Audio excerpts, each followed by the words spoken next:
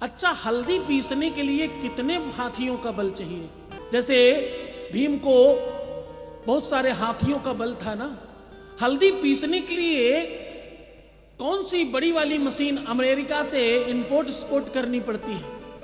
2 पत्थरों की जरूरत है भैया, रगड़ कर पिस जाती है और बड़ी सॉफ्ट होती, इतनी कोई बहुत कठिन वस्तु नहीं है। पिसी हुई हल्दी, पिसी हुए मसाले नहीं खाना तुम, ये अच्छा नहीं है। क्यों तुम्हें नहीं पता? व्यापारी व्यापार कर रहा है और तुम तो भैया आहार कर रहे हो।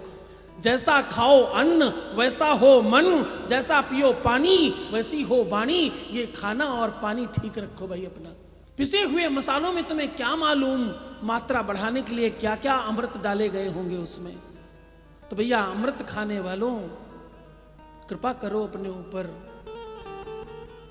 एक बढ़िया सा सिल और बट्टा लेकर के आओ और आनंद से पीसो। कैलाश में सिलबट्टा रखा है भगवान शिव ने, हाँ, भांग पीसने के लिए।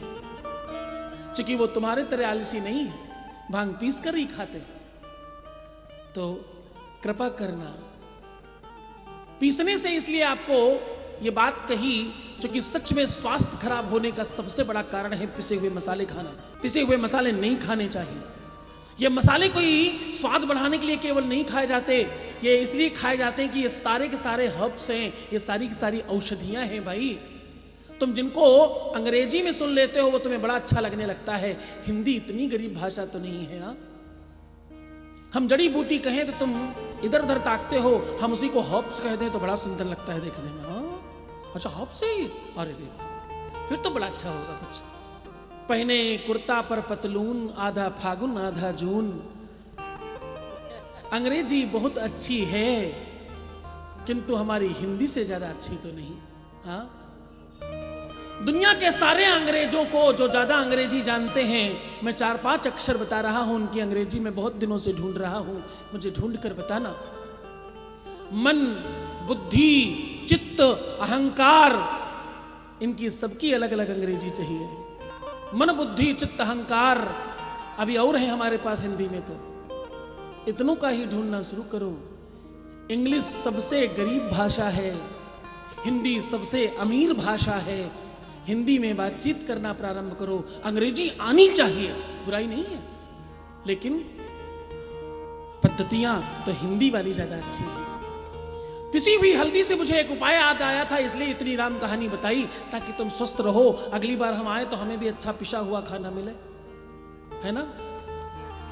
यद्यपि खैर राठौर साहब के यहाँ भोजन ठीक से बनता है। मैं एक टाइम करता तो वो भी एक ही टाइम कर रहे हैं लोग, बोले एक ही टाइम आपकी तरह मैं भी खाऊंगा। तो खैर परमात्मा आपका बल और बढ़ाए। पिसी हुई हल्दी से एक उपाय याद आया, एक समूची हल्दी की गांठ ले लें और पत्थर के ऊपर ह्लीम नमः शिवाय, ह्लीम नमः शिवाय कह के उसको रगड़ते रहें और एक चम्मच में कम से कम ले लें और इसमें पानी की जगह कच्चे दूध का प्रयोग करें और इसे भगवान शिव के ऊपर जूठा करके फिर अपने मस्तक पर, अपनी जीभ पर, अपने कंठ में, अपने हृदय में और अपने नाभि में लगाएं। ऐसा अगर गुरुवार से शुरू करके 27 दिनों तक कोई लगातार कर ले तो उसके शरीर की, मन की, बुद्धि के सारे विकार समाप्त हो जाते हैं और मन चाहा वर और मन चाहा फल प्राप्त होता है। हाँ, बोले शंकर भगवान की।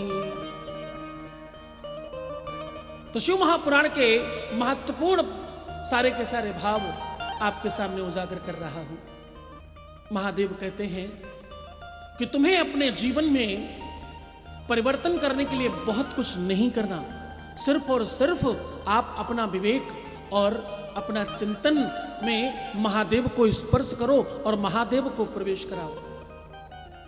जब भी तुम्हें मौका मिले, जब भी तुम्हें अवसर मिले, क्योंकि तुम बहुत ज्यादा बिजी हो, तुम्हें वैसे तो महादेव के लिए इजी हो जाना चाहिए, ना कि बिजी हो जाना चाहिए।